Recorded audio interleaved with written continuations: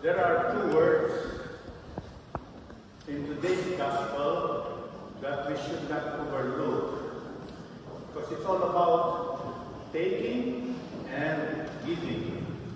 The word took or take and gave were often repeated in this gospel as if it was meant for us not to ignore it.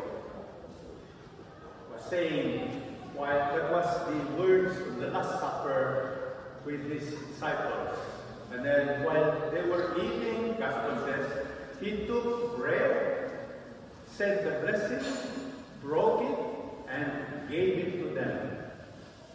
Then he said, take it, this is my body. Then he took the cup, gave thanks, gave it to his disciples.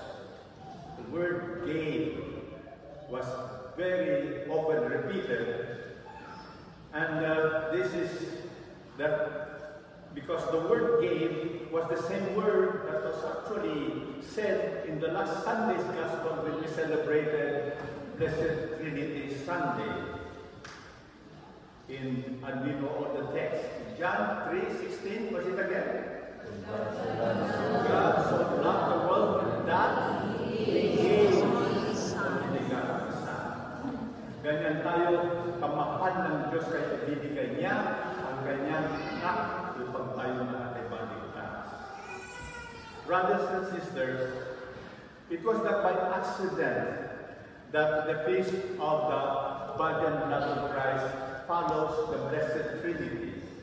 Because both feasts actually tell us one most important character and nature of God, and which says our God is a giving God. Ang ating Diyos ay isang Diyos na mapagbigay at nagbibigay.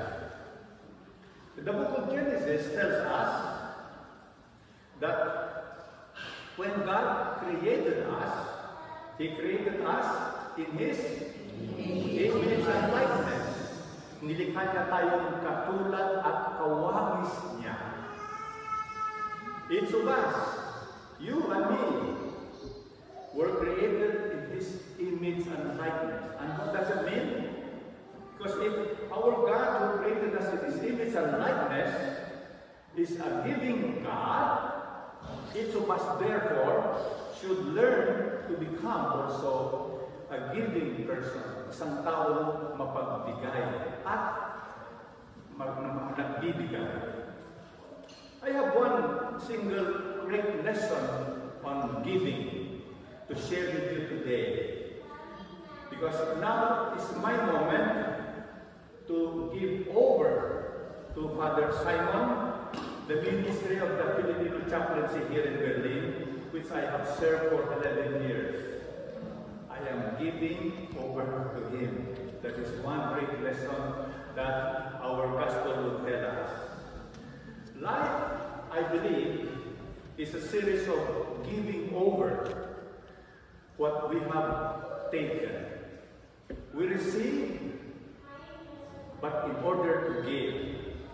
Nobody lives for oneself, St. Paul tells us in his letter to Corinthians. We sing that too, you know. Walang sino man na buhay para sa sarili lamang. Nobody lives for himself. We receive blessings from the Lord, not for our own sake, but in order to become blessings to all others around us. That is how I looked at my transfer from the Archdiocese of Cologne to the Archdiocese of Berlin 11 years ago. I was empowered to serve the Filipinos in Berlin, and I tried my best to be your fourth pastor, the pastor of the people here for 11 years until now. And I thank my superiors for choosing this day after 11 years that I give over to Father Simon this empowerment to continue to serve the Filipinos in Berlin. There is great wisdom in ending my ministry here and now.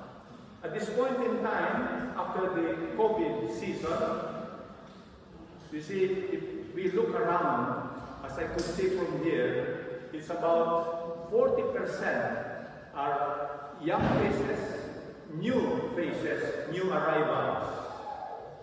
And what does that mean? Is that it is best also to give over this ministry to one who is younger and proven able for this ministry, to Father Simon Boyser. And with this, I make my graceful exit. So brothers and sisters, having said all that, I would still like to share this spirit of giving over gracefully to all those who have worked with me in this migrant ministry. Several have been actively holding leadership positions since the foundation of the Philippine community here in Berlin, 1986, means 38 years ago. And they are still here. And even some are even acting as leaders. I thank you for your long years of ministry as leaders to your groups. But think too that since then, many of the children who were born in your best years have now become adults themselves. Many of them, if given the chance, could be just as capable as you are, or perhaps even more efficient and effective because they are young and energetic and even more talented. So consider also, in due time, that you also give over to the younger generation of our community. Think about that. You're giving over to others soon is actually not a game over for your ministry.